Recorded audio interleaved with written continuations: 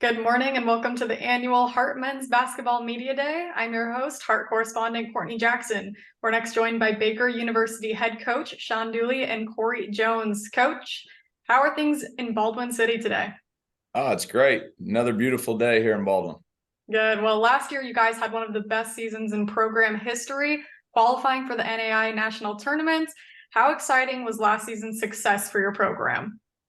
It was great. I thought it was just one of those kind of unique years where we really didn't have many expectations coming in, just due to the sheer fact of how many newcomers we had in our program. But it was one of those things where we were fortunate, got some, good luck along the way, was able to stay healthy for the most part for most of the season and just continue to get better kind of game by game, week by week. And thought we were playing really, really high level basketball towards the end. Well, after a successful season like that, you tend to come into next season with a few expectations. Tell me how you're going to handle those to try and maintain the progress you've made. Yeah, obviously there's probably some expectations from the outside for sure, and there's probably some from our returners as well. And we've already just started to discuss that and talk about that. Last year's in the past, that's over. Obviously we had several good seniors on last year's team that were key parts that led us on that run. Those guys are gone. We've got some new pieces in, and like I said, this is a new year for us. And, our expectations really is just to get better each and every time we step on the floor. And now, Coach, tell us about Corey and why you got him sitting here next to you today. Yeah, Corey was one of those newcomers for us last year, a transfer out of Johnson County Community College. Had an outstanding year for us. Was named to the Hart All-Conference defensive team. We actually had two members that were named to that, and part of that success was due to our ability to defend last year. But Corey, maybe some of the things that he does for our group don't always stand out on the stat sheet, but really he was the heart and soul of our group last year. Will be again this year, as long with some extra leadership role for us too. So kind of as we go, he brings that energy each and every day. And it's kind of one of the reasons why he's here with us. Well, Corey, fill us in on how practice is going so far and how excited you guys are for the season. So far, practices, I feel like everybody, we always have adversity through practices. Most times they're like, oh, we got to get up. But I think with the team we have now, we really enjoy the process of practicing, just the ability to learn and get better together as a group. And then honestly, with what I see in practices, I'm really excited to see how we can produce this year. Yes, and how exciting was last year's success for you guys? And what did it mean to you personally, be able to take Baker to those heights of qualifying for a national tournament? For me, I think just stepping in, like being a newcomer, but also having like an immediate impact on the team and truly like helping my teammates out was very big for me.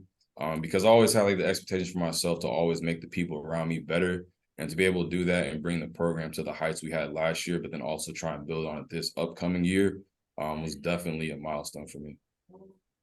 And Corey, last year as the season progressed, the crowds grew in the Collins Center on campus. Tell me how much that meant to you guys as players to receive that support at games from your fellow students. It always means a lot to know we have the type of support around us in our community. Starting out, of course, we didn't have too many people coming in, but that's because they weren't too, known on what we were trying to build.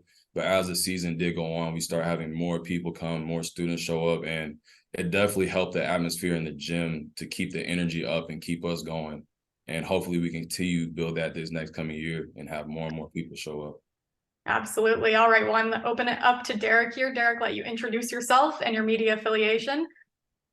I'm Derek Johnson. I work with KLWN Radio and get to broadcast a lot of the Baker games. And Coach, I'm curious, going back to last year, with the way the season finished, obviously not fun when you lose on a crazy buzzer beater like what happened, but kind of two parts to that. One, does it serve as extra motivation that you were so close to getting that tournament win? And two, seeing Ottawa, the team you lost to in the tournament, making that long run in the tournament, does that give you guys extra confidence about what you can do and how close you were to making maybe one of those runs yourselves?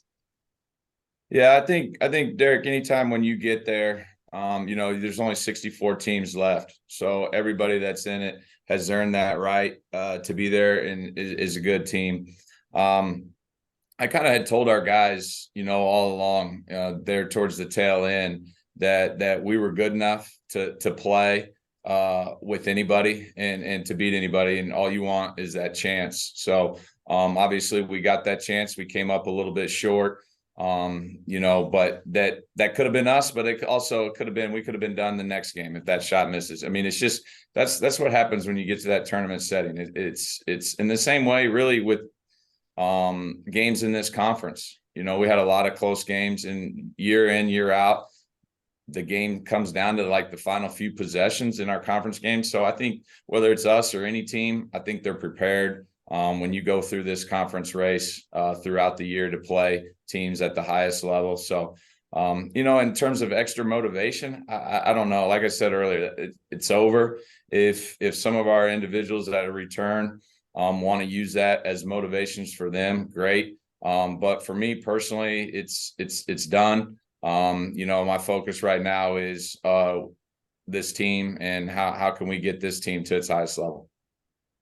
And Corey, obviously Jalen Patterson graduates, so being in the backcourt there, does that lead to any, extra responsibilities that you have from a leadership perspective and trying to maintain the team at the level they were last season?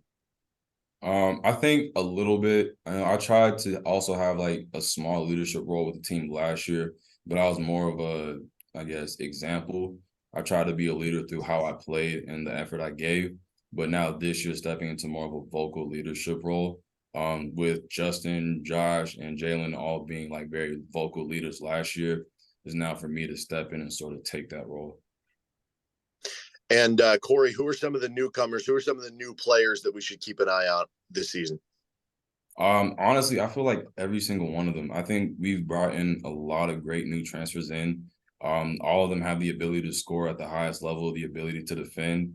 And I think it sort of just fits how we come all together as a team and will just really mesh together for our season. And Coach, last one I got here. What's going to be the number one thing in determining you guys getting back to the tournament this year? Yeah, that's good, Derek. Really at this stage, it's still early on trying to figure out, how all the pieces will fit together. I think we mentioned it earlier. Not only did we lose Jalen, who was first team All-League, All-American level guy, and was our leading scorer. So you got those points there, but we literally lost every single minute in at that point guard spot, losing Justin and Josh to graduation. And then Wiggs was a big piece for us inside. So, those four are big holes that to fill. We're really excited about the new guys and the new pieces that we have coming in. And then we were excited about some of the guys that, expanding their role on what they did last year. But, that point guard position is so important to any team, reaching high level success. So I think really that's the biggest question right now. Nick Wittick is a transfer from Allen County. Dylan Smith, the transfer from Bethany College, both have experience playing that and will be kind of primary ball handlers for us. But just getting them introduced into our system, how we want to do things both offensively and defensively, will be key pieces for us. And as quickly as they can kind of adjust and learn that, the better off we'll be. All right, Derek, is that good for you? All good. Thank you, Courtney. All right. Well, Coach Corey, thanks for taking that time today, and good luck to the team this season. Appreciate it. Thank you. Thank you for having us.